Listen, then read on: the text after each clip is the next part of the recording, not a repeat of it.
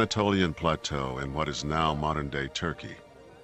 Nomadic tribes of Muslim Turks enjoyed a pastoral existence, breeding livestock, cultivating crops, and following the seasons with their families and their herds. But now their native lands were under siege. Barbaric hordes of Mongol horsemen were advancing from the east. Known for their swift and ruthless raids, these Mongol warriors had created a 13th century empire that stretched from Europe's eastern edge to the Pacific. Threatening on the west were Christian armies from the once great but now weakened Byzantine Empire.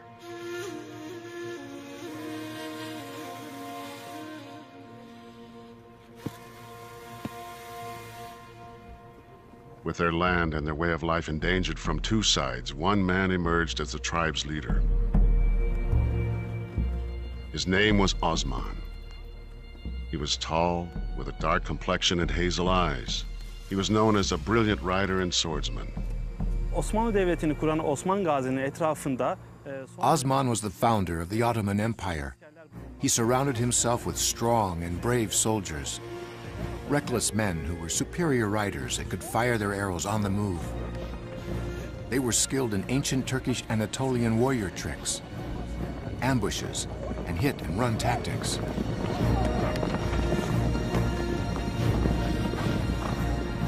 The key military attribute in the early years was speed. They moved very fast. They were excellent horsemen. And they used a very powerful short bow, which gave them major military tactical advantage over their enemies.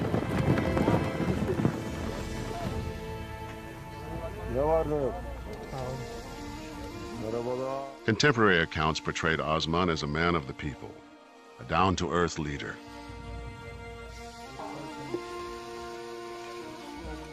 He dressed simply, ate with his men, and shoed his own horses. He ruled from the saddle. Osman must have been a charismatic individual who combined that with a steady stream of military successes. And as the word spread that those who fought with Osman won, more and more people were attracted to his banner.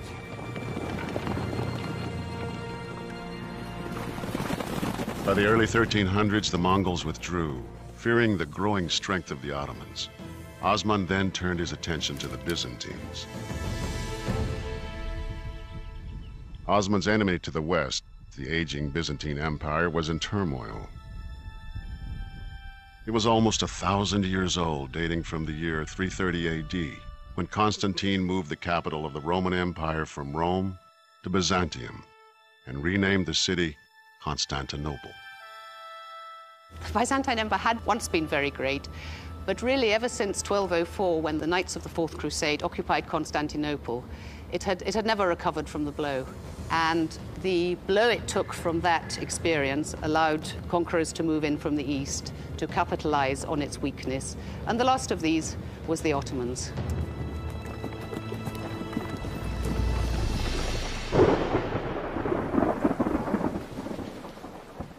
In the spring of 1302, fate smiled on Osman and his followers.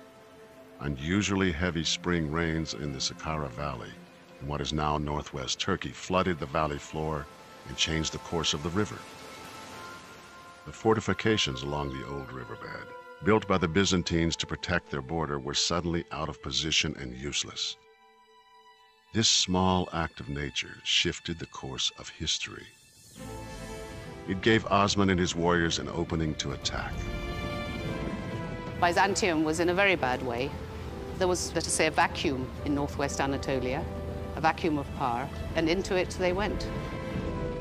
Some later accounts of this period by Muslim scholars suggest Osman's raiders were driven by a desire to spread Islam, but more recent studies indicate their motivation was more practical.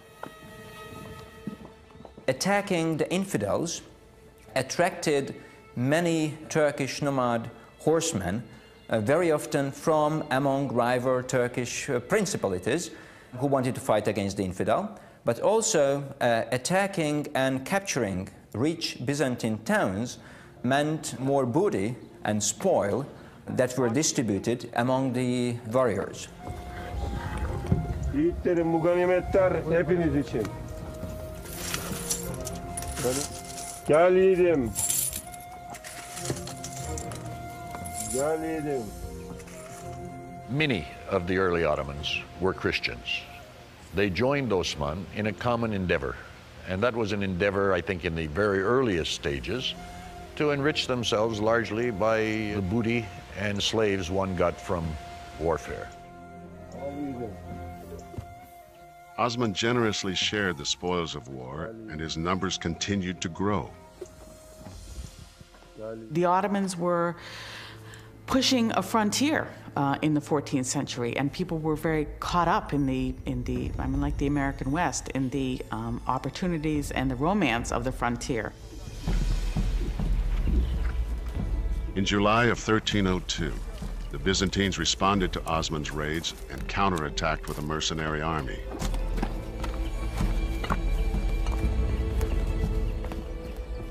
Osman used tactics he had learned from the Mongols. He dispatched a small squad to lure the Byzantines into a deadly ambush.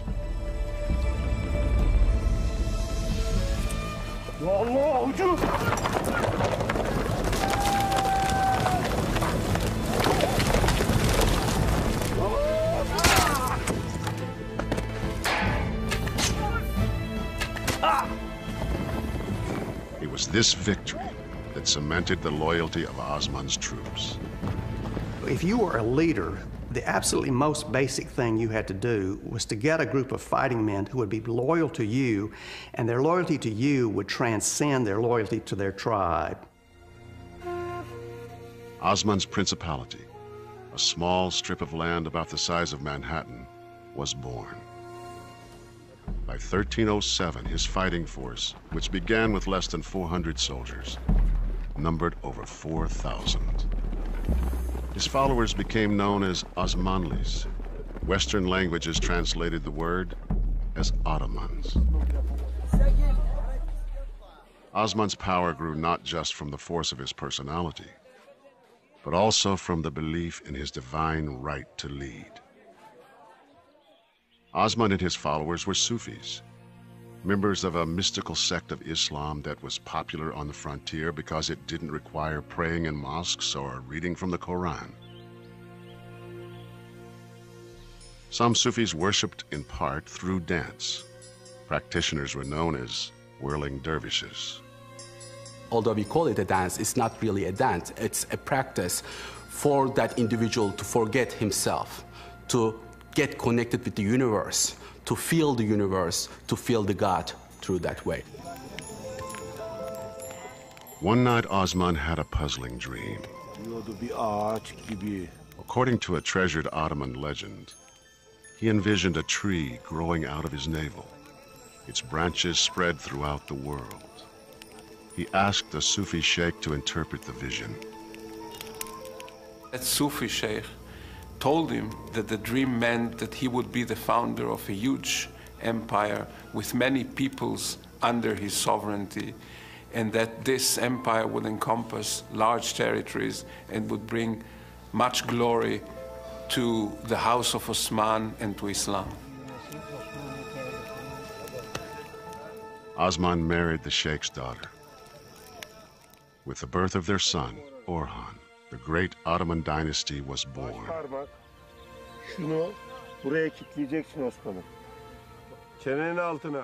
Together, father and son built an army that would dominate its enemies.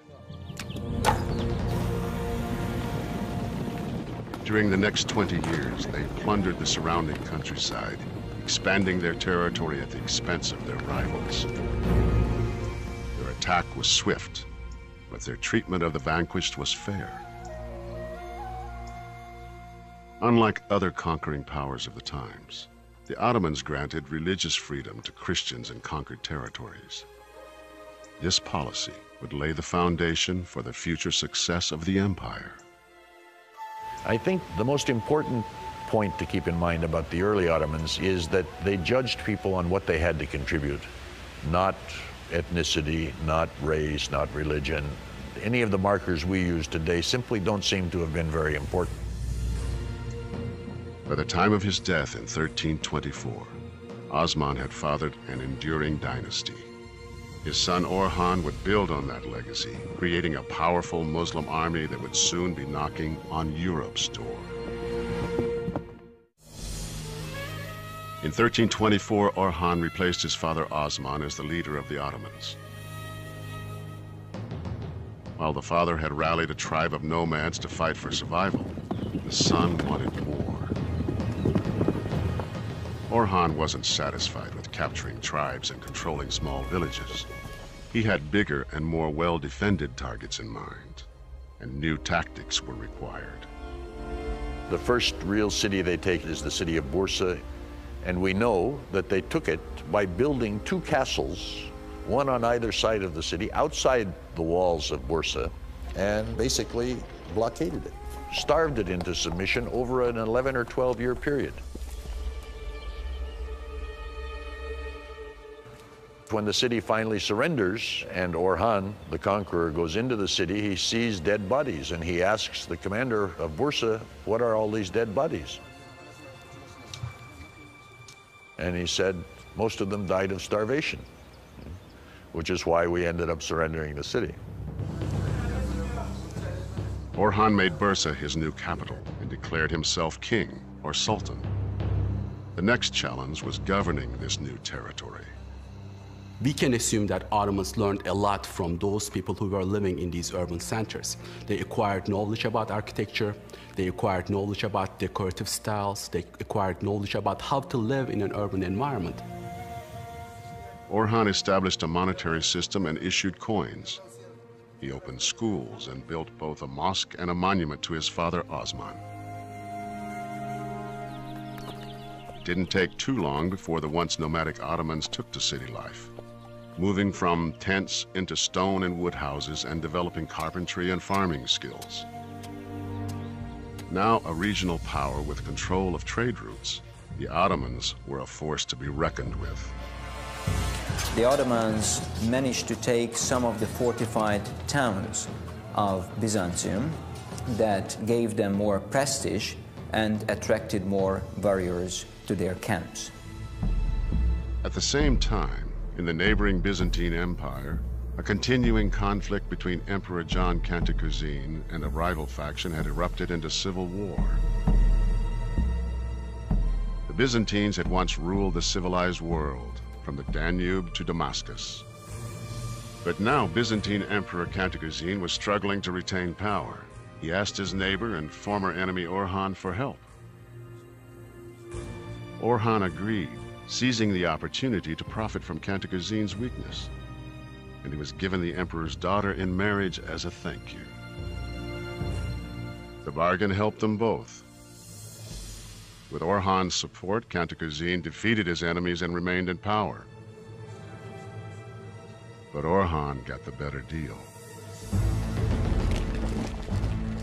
In the early 1350s, under the guise of helping Cantacuzene, Orhan ordered 6,000 of his troops across the Dardanelles.